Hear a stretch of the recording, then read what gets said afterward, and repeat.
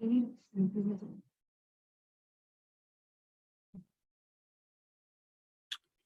to our webinar. We will begin shortly.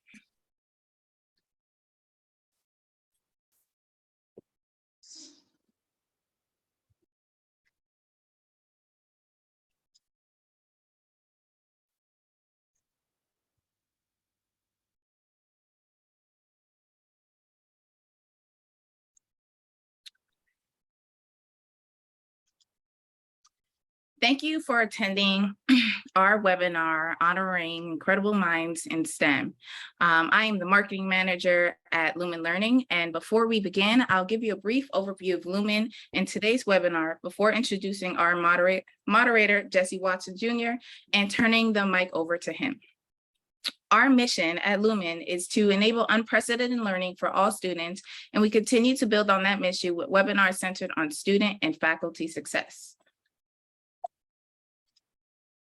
Lumen got its start as part of a series of grant projects funded by the Bill and Melinda Gates Foundation, focused on improving all learner success by helping faculty adopt open content and use it effectively. Today, everything we do focuses on making the learning experience highly effective for students, especially students from historically marginalized and resilient backgrounds. Today, we have impacted over 1.6 million students with our courseware and have over 1,000 faculty that have taken our faculty professional development offerings. Here at Lumen, we use a complementary two-part approach to improve student success, which is why we refer to ourselves as a true teaching and learning company. Our digital courseware, Waymaker and OHM, focus on general education courses. Waymaker and OHM provide students with course materials that support learning by including consistent opportunities for interactivity, learning by doing, strong attention to accessibility, and frequent and data-driven improvements. And we support faculty through our evidence-based professional development program, Lumen Circles, which is directed to help, designed to help instructors become more effective and impactful in their teaching, regardless of whether they use Lumen's courseware. Helping to power this conversation is our equity team that centers equity in everything we do at Lumen, including how our courses are created and the professional development opportunities available to instructors.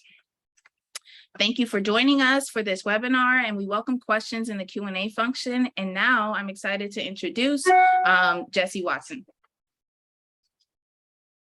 Thank you, Angelica. I am Jesse Watson Jr., and I am the Equity Centered Design Implementation Manager at Lumen. And again, thank you all for being here today. Panelists, we hope that we are providing you an opportunity to share your successes and your accomplishments, as well as any challenges that you may have had to overcome. It's our hope that we are not only able to celebrate you for those things, but also to learn how we might better support Black STEM students that will be following in your footsteps. So if we could, let's go ahead and introduce each one of you to the participant or the people here today.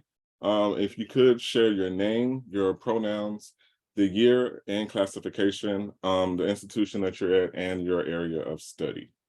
So who would like to start us off? I can go first. My name is Lyndon Hampton. I'm a senior biology major, chemistry minor from Houston, Texas, attending Howard University, and my pronouns are he, him, his.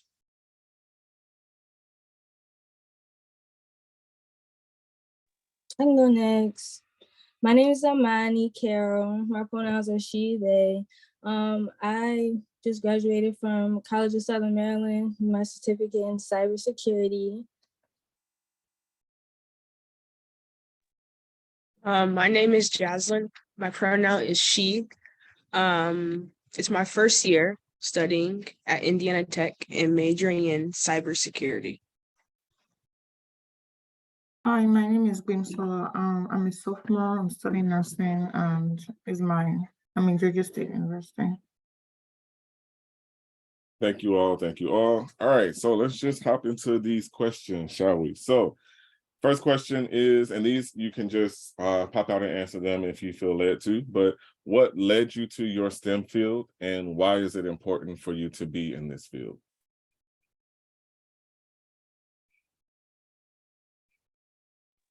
I can go.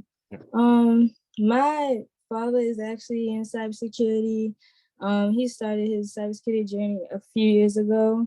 And I've always been into technology and all kinds of tech and software and stuff. So that led me to it. And I feel like it's really important for me personally to be in this field because it helps me to realize I can do difficult things or hard things. I always thought that I couldn't be in this field because I don't know, like I'm not good at math or I wouldn't be able to do it. But I graduated and I'm really into it. I feel like I have the skills and stuff, so I'm excited. So I feel like for me, it was a big deal. Thank you. I can go next. I'm in bio pre-med major. The reason why I'm into that field is as a kid, even back in high school, I was someone who's very, very adamant about service, community service in my local community. So I was always giving much of myself to others.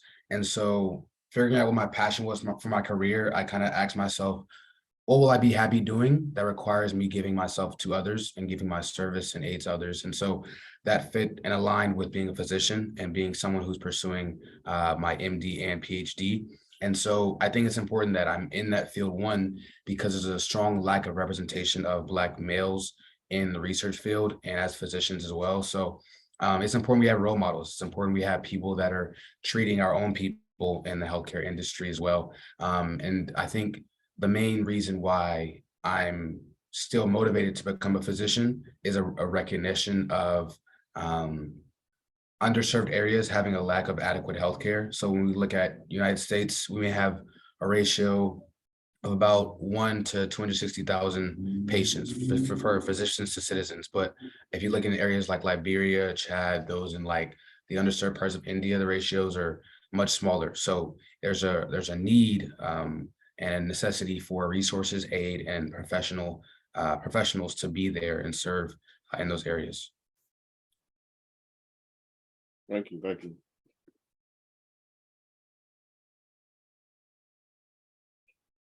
I really like that your reasoning for why it's important for you to be in that field. You know, I was a math major, right? And so I love math. So Imani, I'm the opposite of you. Like I ate it up.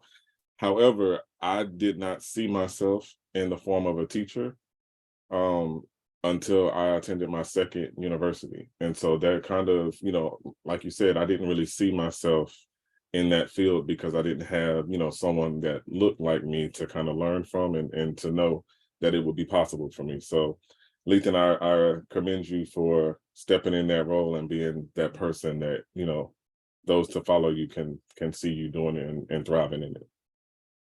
Jaslyn or Beam Solar, would you like to, or do you have anything to add to that question? Yeah, I can go. I think what led me into like cybersecurity was like even in like technology. I always felt like I always wanted to be a big impact on the world. Because I like teaching people and I like assisting people just with problem solving. Have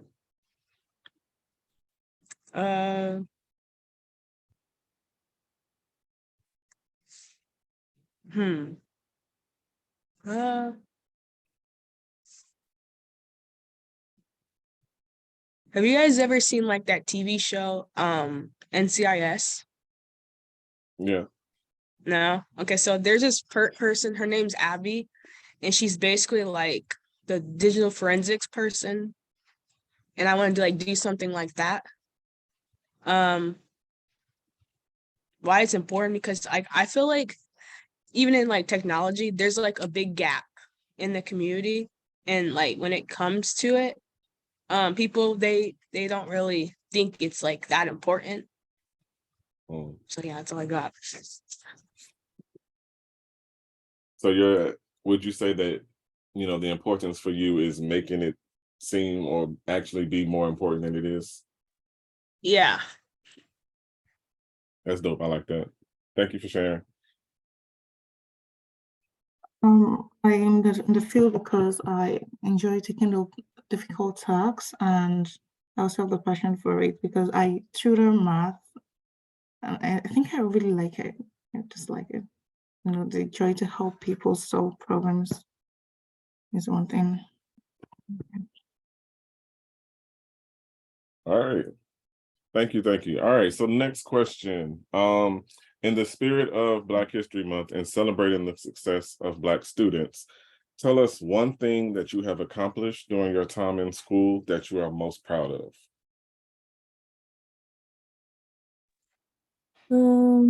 I can go. I'm really proud of graduating. I'm really proud of myself for getting through school. I really struggled in high school. I had undiagnosed ADHD, and I actually just found out a few years ago. I really, really struggled through school. I did not like it. I just wanted to get done with it. I was happy about graduating, but mostly because I didn't have to do school anymore. So I really took a big step in going back to school. It's my own choice, and I finished it. And it was pretty hard in 2021. At the end of 2021, or towards the end of it, I lost my great grandmother, and so that was really hard. But I was still going to school. My professors didn't know anything about it. They didn't know about my ADHD. They didn't know about my grandmother passing. They didn't know anything about all the stuff I was actually dealing with. And it was a lot, but I did it. So I'm really, really proud of myself for it. Cause you know, I felt like I doubted myself or my capabilities when I was younger because I was dealing with symptoms of ADHD that no one else understood. I kind of thought that I wasn't able to do stuff, but like I am, and I did it. So yeah. You should definitely be proud of that. Going to college and graduating is hard by itself, you know, without those extra factors that you had. So the fact that you were able to persevere through all of that and still come out on top, huge kudos to you for that. Thank you. And I did graduate with honors. Let me just put that out there. Period. Period. All right, anyone else want to answer that question? I'll go. I'm proud of myself because I got some awards. I was signing awards in 2 science subjects in school, and I'm proud of myself again because I've been doing so well in school. Even though some days I cry, you know, what I just look at my hand and go that no, I'm gonna do this and I can do it. So I'm really proud of myself. I'm pushing through school. Keep pressing, and keep pushing. Yeah. Good job.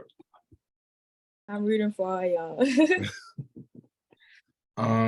I would say I think my proudest accomplishment thus far at Howard, or just my time in college in general. So I established 2 libraries, one in Malawi and one in Botswana, and those are secondary and primary schools with over 1,200 books. And my plan for that started in quarantine. I mentioned I was someone who like feels a calling to a lot of stuff, and I feel a need to like serve in general. So over quarantine, I just felt a calling to do that. And I'm very passionate about education in general. So even past that, I worked as a DC mentorship coordinator, and I'm now the educational chair within my fraternity, Alpha Phi Alpha. So I'm just doing a lot of general work focused on education over the course of my matriculation. That speaks volumes to your character, that the thing that you're most proud of is service related. It's not even something that, you know, you're getting recognition for, but things that you're able to do for others. So that's huge, man. I appreciate that.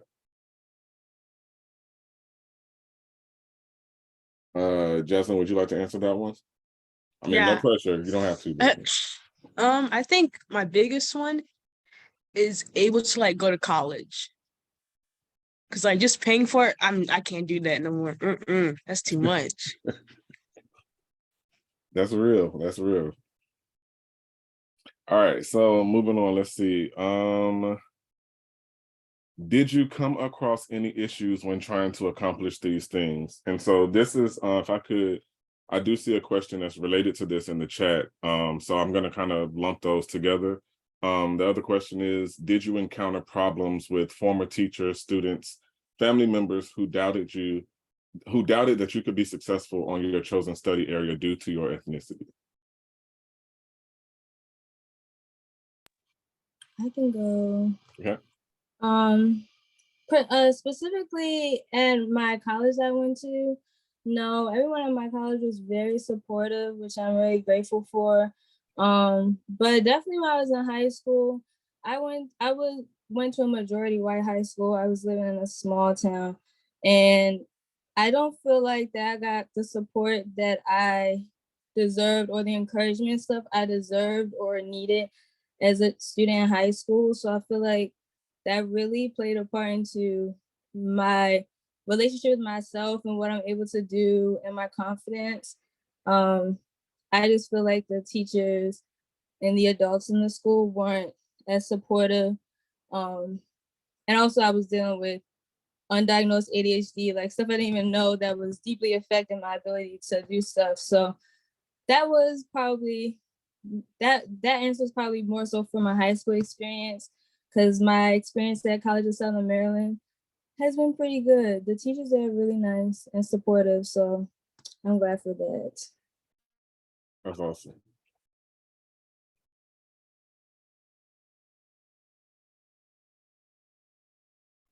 Yeah, I would definitely agree. I think at my college, which is a HBCU, I don't feel any type of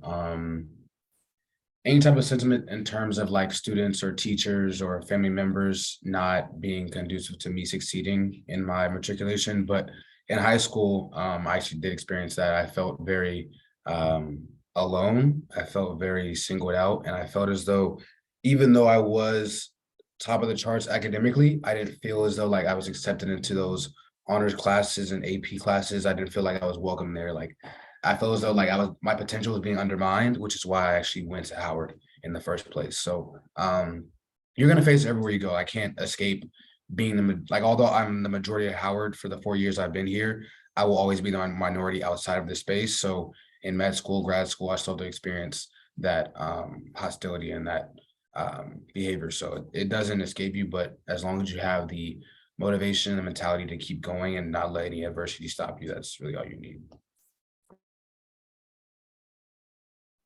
I have had issues just with like other students.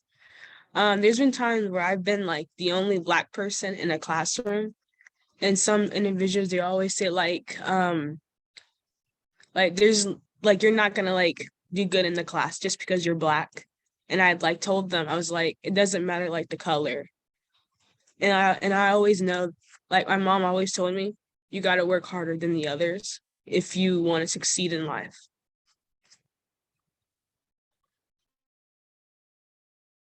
Moms are good for a good word, right?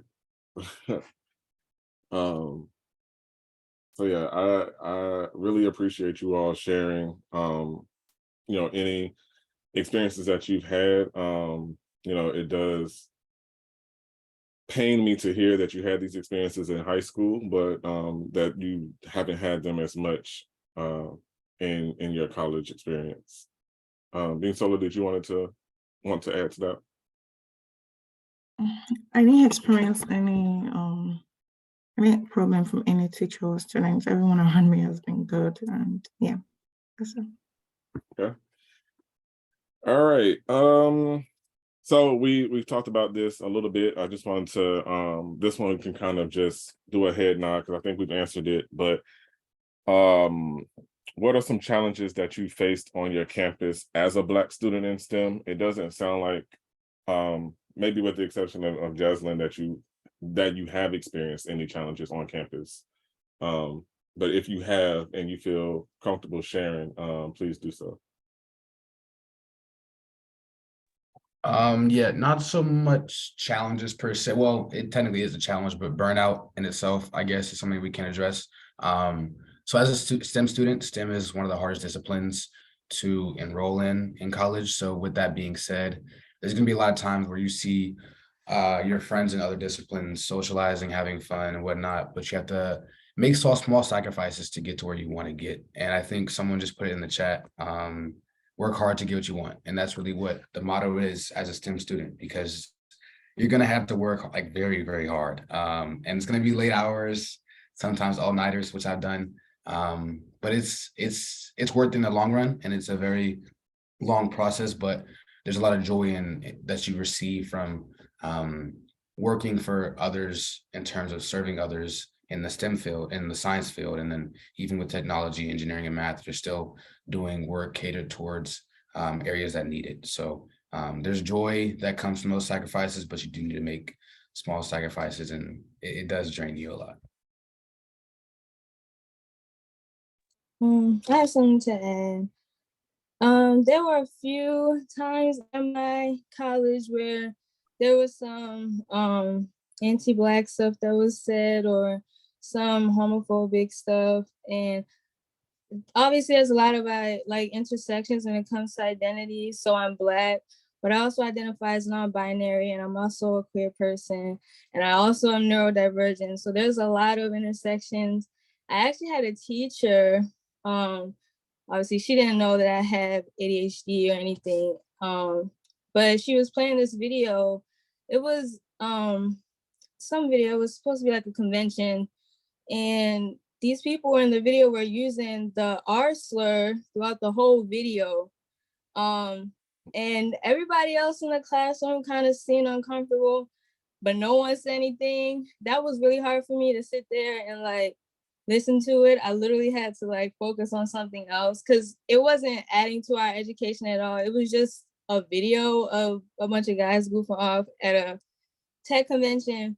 So that was really uncomfortable. And I also feel like in some ways, that same professor actually, in some ways, because I am like perceived as a Black woman, I feel like people assume that I'm more aggressive or angry than I am. And they kind of come at me in a way that I feel is inappropriate. I'm not the type of person to let somebody talk to me crazy. So I'm always going to stand up for myself. But I do feel like there were a few times with a few teachers where I guess she didn't want to answer my question. She didn't really want anything to do with me, or if I didn't understand, she would get frustrated. And that was pretty hard. But that like those are like smaller situations. As a whole, I don't really feel like that it impacted my experience so negatively, but obviously nobody wants to go through that, or nobody wants to hear those kind of things. So it you know, but like Letha said, like it is everywhere. Anti-Blackness is everywhere. People don't even really understand it all the time. They don't even understand sometimes the things in which they say, which are pretty harmful. And I'm from Baltimore, and I have heard people in the area that I am like talk bad about people who are in inner cities or like dangerous cities and stuff. And that stuff kind of, like Letha said, the education and the resources are not always as accessible in those areas than it is in other places. And so when people don't consider that, and they're just saying stuff like, she was just say awful things like throwing bad guys in jail and like talking bad about people, and it'd be made up situations, but she would be talking like this, and she has no idea anyone else's background or experience. But to be talking like that, especially when Black people disproportionately make up prison numbers, is really, it was disheartening. I didn't really particularly like that teacher, the class I was into, but she was just saying some really wild stuff that she really probably didn't even understand why it was harmful. So I feel like it's really important when we have these conversations, because they may not know the impact that it has, but to have these experiences over and over throughout your whole school experience or your life, really, because we're all visibly Black. We can't, you know, I don't think that you really understand the impact that it has on everything, the mental health of Black people, the well-being of Black people. So I think this is good, we're having these conversations. I agree with that. One question that I have, as you shared that, you said that, and by no means do I want you to like relive an experience that was, you know, traumatic or anything like that, but you mentioned that the students, or like a lot of people in the class, seem to be uncomfortable. Is that something that, looking back on it, that you think people would have been comfortable bringing that to the professor's attention, or you think it would have been received well? Because I agree with you, these are conversations that need to happen. Especially if, you know, using your words, if they weren't really aware that it was making people feel this way, so that we can start the process of change as we're, you know, in this situation. I feel like that particular teacher did not create the type of environment where students would feel safe to talk about those kind of things. That professor wasn't very helpful when it came to questions. And so I don't feel like students were comfortable. And I actually had conversations with my classmates in that class about like that situation and other situations, and they expressed that they were uncomfortable. I was the only Black person in the room, but they also felt uncomfortable with some of the things that she was saying. But I don't think that they would even, I guess, maybe even know how to go about talking about that, or because it's hard for me to try and sit across from someone who have those ideas and try to talk to them. I don't want to put myself through that. So it's kind of like the teachers, the faculty, the people who are responsible for creating this environment or working in this environment should actively be working to create the environment in their classrooms where students feel safe to talk about anything, If they have problems, they should be able to. And that's something that a lot of professors and teachers need to work on. But yeah, so that's what I have to say about that. Just create safe environments for your students, for them to be able to speak up. Thank you for sharing that. Jocelyn or Bisola, do you have anything for that one? I don't, but I agree with what you said, like in the classroom and stuff, because I feel like that kind of happens with me sometimes. Like when I'm the only Black person and it's like just like a YouTube video, I'm just like, why is she showing this? Because sometimes I want to speak up and say like this is kind of like inappropriate or something, but in my head I'm just like, I don't think I should. Yes, I had that same thought in my head. Like, I don't want to be that person, but I should be able to be that person and say, I am uncomfortable. I can't speak for everyone else, but I did speak to other people and they were also, but like, yeah, just a feeling like, oh, I don't want to be that person, or I don't want to start trouble. But it's like, no, like it shouldn't even be a big conflict. It could be a conversation and it doesn't have to be a big thing. But some people aren't ready to have those kind of conversations yet, although they shouldn't be teachers if they aren't. But yeah.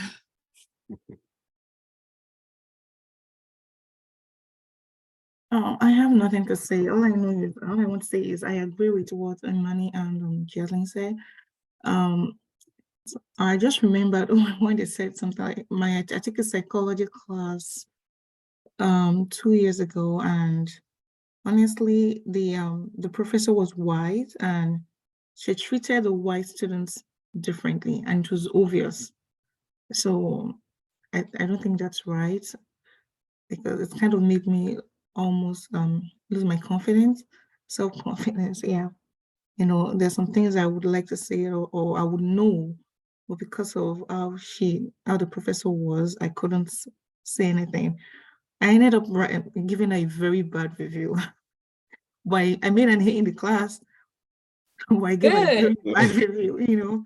So see, when she's talking to the Blacks, it's as if you're forcing her to teach us. When she's talking to the whites, it's a different case, all right? And when a white student asks a question, what she tells the white is different from what she tells the Black. Can you imagine? So yeah. I had to go through that. Yeah. Okay, so that was a loaded question based on some of the experiences that, you know, we've had. You know, I share some of those with y'all, but this is about y'all. So like to hear you sharing the experience that you had and how you again have pressed through that and made it to where you are, definitely needs to be applauded. So moving back into a more positive topic, you know, we talked about your college experience being better than your high school experience, right? So that leads to the support that's been available to you. So do you feel supported on your college campus? If so, what does that look like? And if not, what support do you wish was in place? I can go again. Because of my high school experience, being the only Black person in the classroom and stuff, and not having any Black teachers, all the teachers were white. When I went to, and my school's not even HBCU, it's just a community college. When I started going on campus for classes and started getting more involved, I had Black teachers, and like, I don't think people really understand what that can mean for Black students to have people who look like them in the room and people that they can go to who also look like them and have similar experiences. I joined many clubs at my school, and 2 of the clubs are run by Black women professors who have really supported me. And actually, one of them was the one who sent me this opportunity. So I feel very glad that I was able to have Black teachers. And in addition to that, my school just has so many different opportunities that I had no idea was like even possible. So I'm really grateful for that. And I just want to emphasize the importance of having like a very diverse group of teachers, and not just when it comes to race, but all different types. And it really does mean a lot to see that and be a student and have that support. I agree 100%. Yeah, I would say at Howard, 100%. I've always been supported because of the high presence of Black professors and faculty. More so, I get to have one-on-one conversations with them, and they actually want me to succeed. So if I don't go to office hours for a certain period of time, they reach out to me and say, you haven't been to office hours. Like, you don't get that a lot of places. They're always sending me opportunities for internships, postbacks, shadowing experience. Certain faculty have like a mailing list. So every like 2 days, you'll have emails from like a bunch of faculty sending you like applications to internships. Like that's like them reaching out to you, like not you coming to them. So like that speaks to the whole idea of like Black professors wanting Black students to succeed in the health field or in STEM in general. So definitely always been supported. There's tutoring services on campus as well in ASB. And then even my peers, we do study sessions and study groups at night in a library together. So it's been a very conducive environment to allow me to learn efficiently and to just succeed on campus.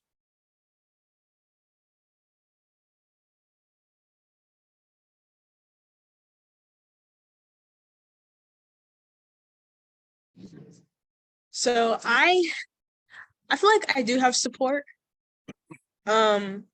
So I am a member of the Black Excellence. So like through like my years in school, I've never had a Black teacher.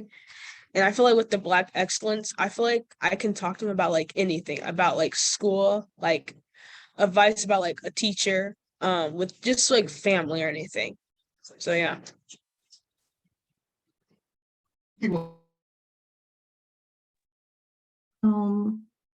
I do have support too from my college professors. Most of them are good, apart from the other one I talked about, and that was my first bad experience. But others have been good.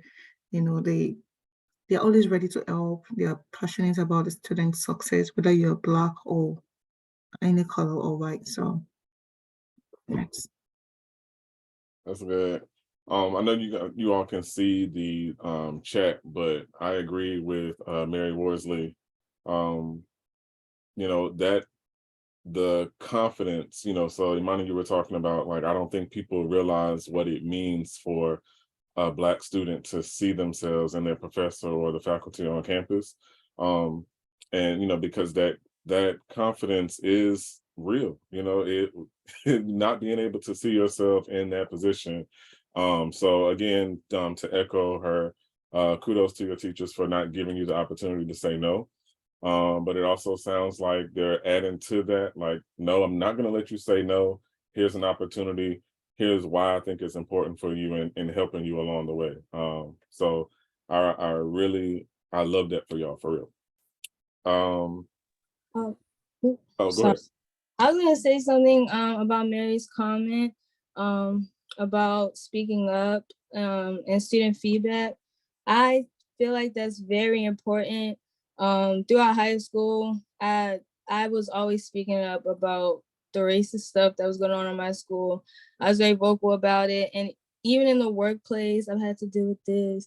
And I always speak up about it, even when I'm scared, because it is scary because you don't know how they might receive it.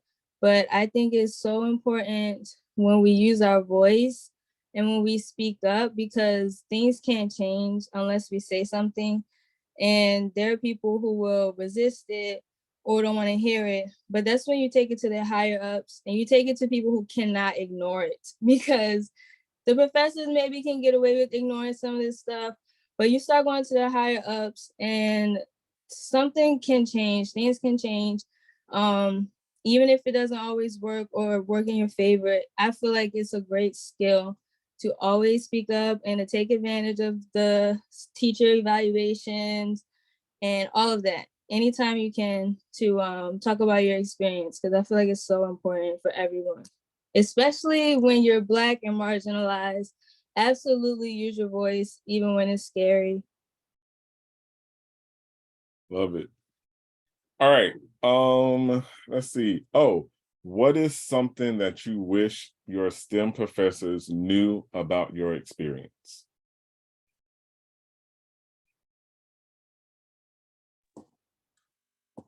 I can answer. I feel like I wish that they knew about my grandmother passing, and I wish that I did say something about my ADHD. I feel like I could have maybe gotten a bit more support, but I didn't really feel comfortable. It's still that's still new for me. So I feel like if I did speak up about that, or even if I didn't outright say what my diagnosis is, but just be more open about support I may need or different ways they can make things accessible to me or more accessible. And not just for me, but other neurodivergent students and other disabled students, visible or invisible. I feel like I wish I did something about it. I feel like that would have helped. Oh, go ahead, Jed. I agree with what you said. Like, I should have told, because I have a learning disability, and I think that I should have told my teachers about that, because they would say like, "Oh, read this and tell me explain like what you read," and I couldn't explain it, and yeah. Yeah, I was gonna add, like, learning style is definitely important for them to know, whether you're a visual learner or someone who likes verbal dialects. Those that are visual kind of get the low end of the stick because you may have a class that's like complete lectures. So like it's on you to like go home and look on like YouTube videos for like graphics, or like you have to draw stuff out yourself. And so much of my college experience was like self-learning, because I had, like, even for organic chemistry, I had like my own modeling kit where I would just go home and like look at it visually to understand some of the stuff that was going on. So it was definitely a disadvantage, but I feel as though if I had come to my professors and told them that I'm a visual learner, they would open up office hours to allow us to to allow for me to learn visually with them. So I think being communicative with them is definitely essential once you enroll in college, just to make sure you're learning efficiently, you're not going to fall behind. All of those things are very important. And thank you for sharing, especially the reflection piece. I wish I would have shared this with them. So it's good that you're identifying the things that you wish had been in place, but also, I could have shared this, and it would have changed, or could have changed, the experience. Beamsola, do you have anything for that one? I agree with everything being said. It all applies to me. Yeah. All right. Okay, so what advice would you give to STEM professors who may not know how to support their Black students?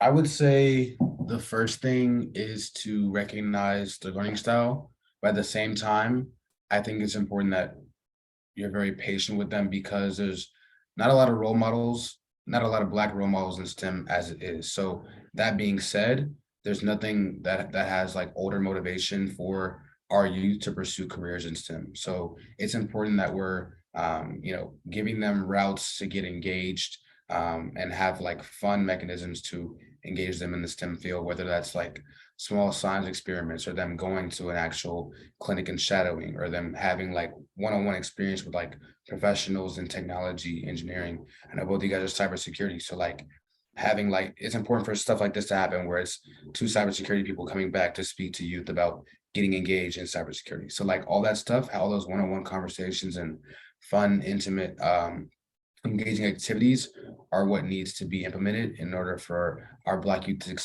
succeed in the STEM field.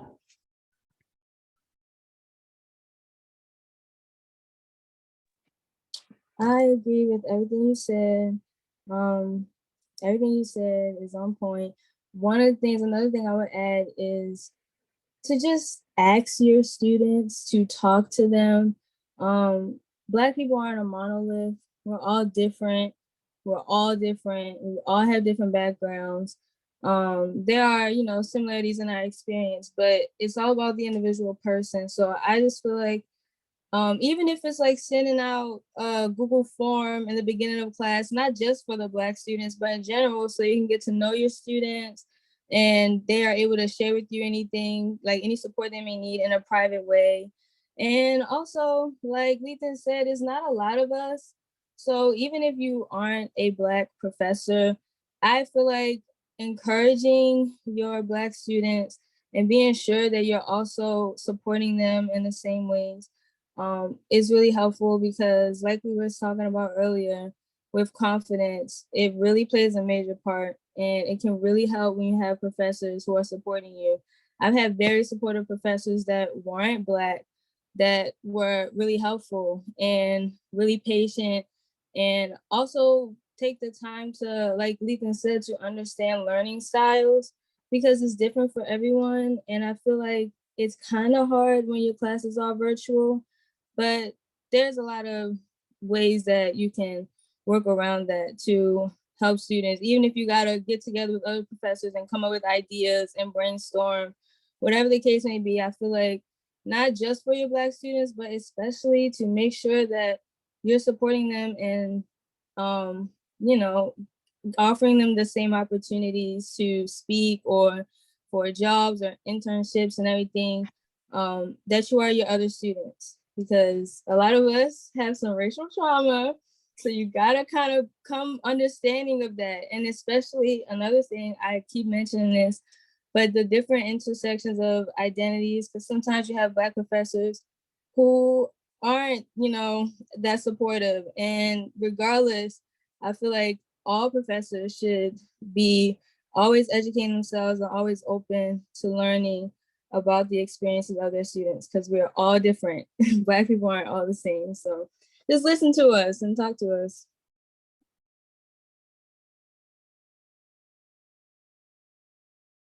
I keep looking because it looks like you are looking for the mute button to come off mute. So go ahead. I'm sorry.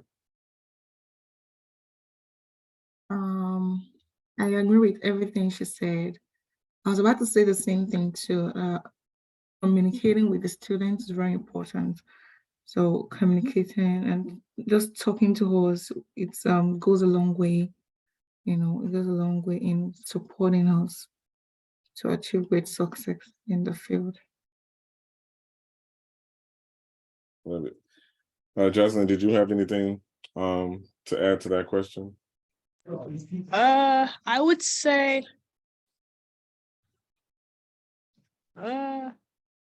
no. That's cool. All right, so I think those are all of the questions that I had planned to ask, but I do have one that I'm just curious to know if I spoke about, you all being, so let me give you a little bit of background while I'm asking you this question, all right? I am an alumnus of an HBCU as well. So, I had Black peers like everywhere I turned, right? However, in my graduating class, there were 1,100 students, okay? There were only 6 of us in my department. And out of that 6, I was the only Black male at an HBCU. And so part of the reason why, I was led here is because I viewed it as a dying major, right? Not just for, Black students, but just in general, right? There were only 6 out of 1,100 in the math department. And so even being moderating this panel and seeing more Black faces in a conversation around STEM has really warmed my heart. Like I have really enjoyed having this discussion with you all. And my question, because of all of that, is this: if you had the opportunity to encourage or speak to, let's say, even a middle school student that's getting ready to walk into all of this, knowing what you know now and having the experience that you have, what would you share with them?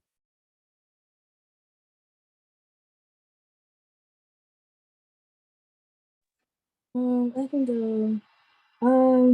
I feel like, and I feel like my feelings and experience isn't unique, especially growing up and going to Baltimore County schools where it's majority Black, and these are all working class people.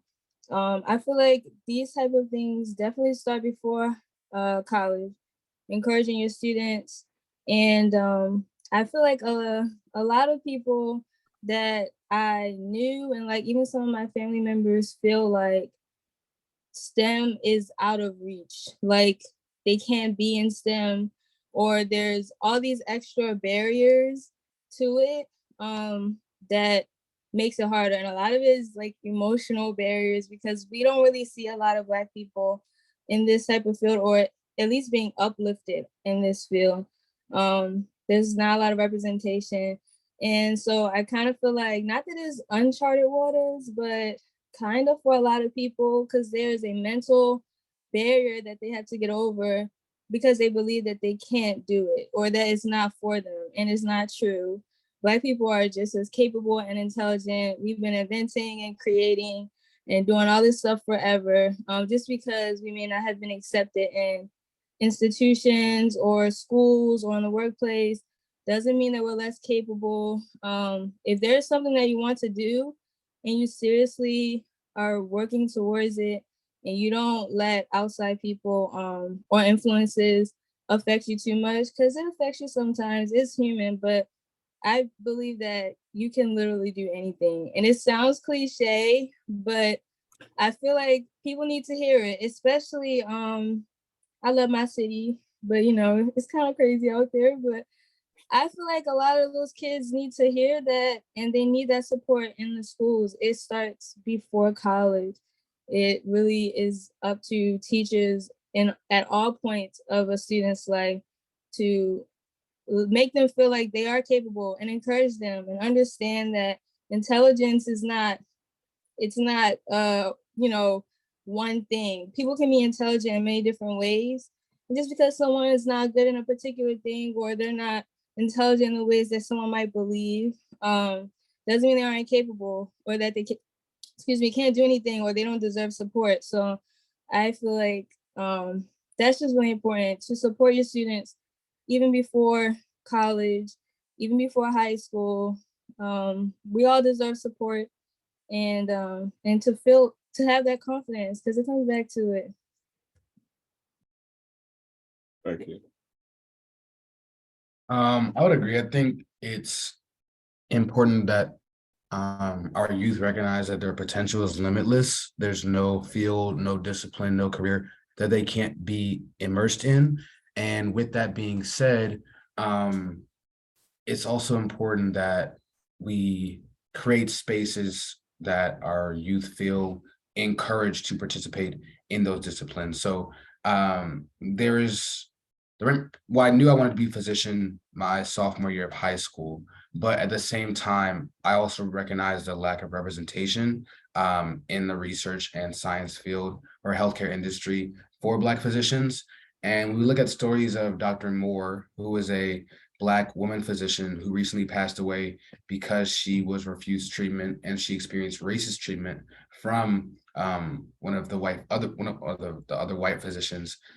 Because of that racist treatment, she passed away. So if we don't have people that look like us that are treating us, then it's not looking too good for our race as a whole. So it's important we have stronger representation and we have role models that are willing to understand our problems and understand our people in general. So that's why we need more numbers in STEM as a whole. But yeah, back in high school, being in a predominantly white environment, I knew that I wanted to first escape that environment, but also knew that there is a need for me to be somewhere else than that area. Thank you for sharing that.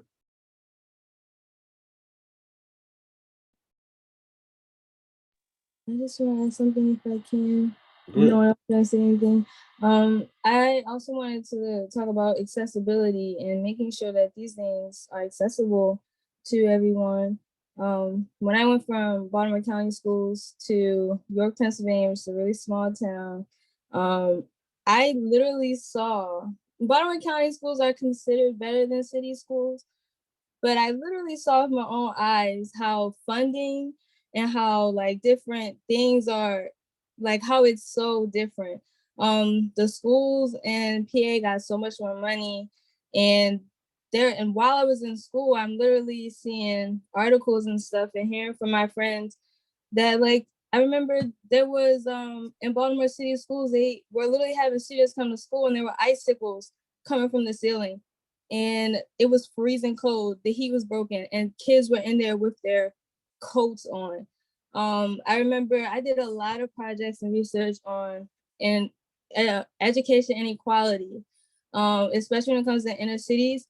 And Philadelphia, a lot of Philadelphian schools, these children are being exposed to lead. These buildings aren't being maintained, and they're having to go to school in these environments. And I feel like, first of all, these things should never be an issue in any school ever.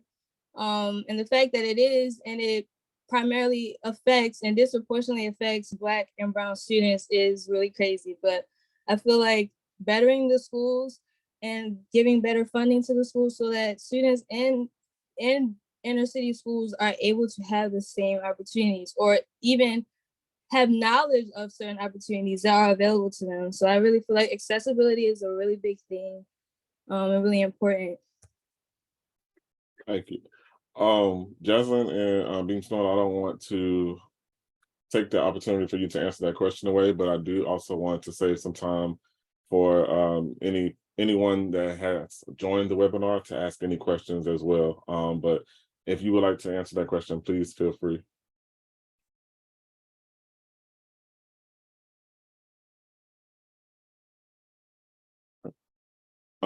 Angelica, do we have any questions that you see that I may have missed?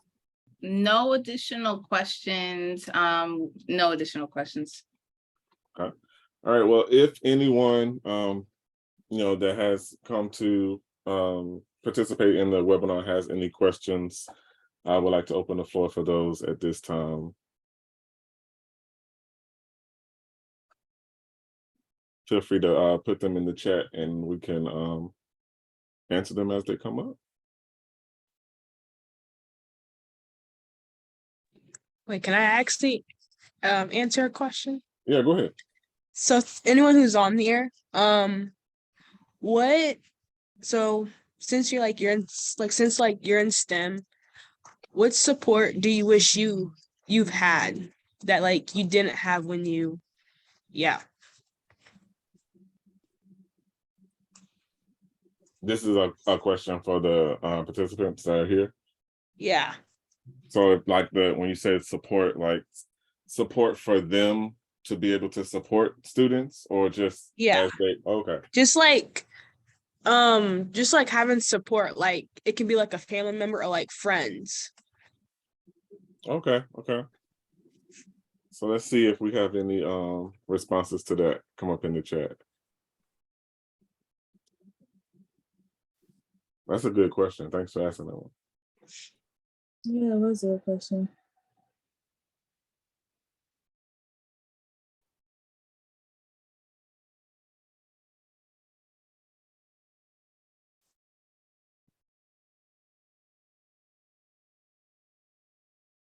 I don't see any coming up right now, but I definitely think that having like a good circle, so even if it's, you know, other instructors or professors around you that, you know, have that desire to be that strong support for their students, as long as you can be, you know, engaged and involved with those types of professors would be a good support. Oh, Lisa, thank you, Lisa, for this. Lisa says, I wish I had women role models who understood the gender bias I experienced. Yes. Amen, Lisa. I have Okay, we have a I'm sorry. question. Oh, Oh, go ahead, yes. I'm sorry. Oh no, it's okay. We have a question from Ralph. He says, do you feel you may face discrimination after graduation when you enter your chosen field, and how will you deal with it? That's a great question.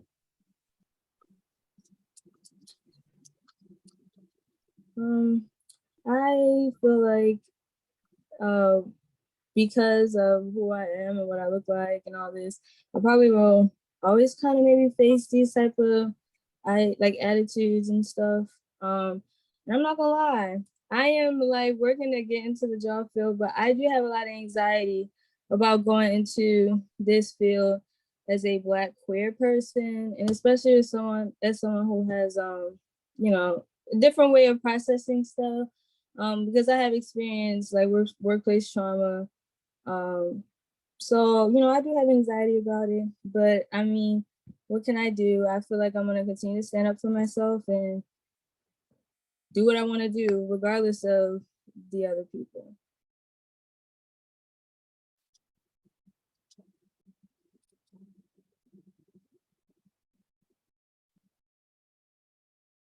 All right, anyone else want to answer that question? Discrimination is inevitable. So facing discrimination, you just have to be resilient. You have to be able to stand up for yourself, like she said earlier. You have to prove to, not proving to them that I'm trying to look for the word. Okay, prove to those discriminators that you are way better than them, right? And you are good at what you do. Also, you try not to listen to what they say, just ignore them and just be focused on, just face what you're doing, you know, because those discriminators, they're waiting for your downfall. They're looking for, waiting for the time when you're gonna say, oh, I can't do this. I can't do this anymore. So I just want, I would, someone like me, I would continue with the zeal I had when I was in school that I really wanted this, you know, and I'm going to push through. So I don't listen to those kind of people. Thank you all. I know that we're getting close to the end of the webinar. So I would just like to express my appreciation again for you all being here today, the panelists as well as those that have joined us. But I will turn it back over to Angelica for you to wrap us up. Thank you everyone for joining us for this webinar. If you're interested in learning more about professional development opportunities that will allow you to incorporate belonging into your own teaching, please view the link below that's been posted in the chat. And thank you for joining us. And the webinar will end now. But before I do that, I want to thank our wonderful student panelists for sharing their experiences, and Jesse as well for moderating this wonderful panel. Thank you all for joining us. The webinar will end now, and we will share a recording of this. Thank you. Bye, y'all. Thank you. Bye. Bye, thank you.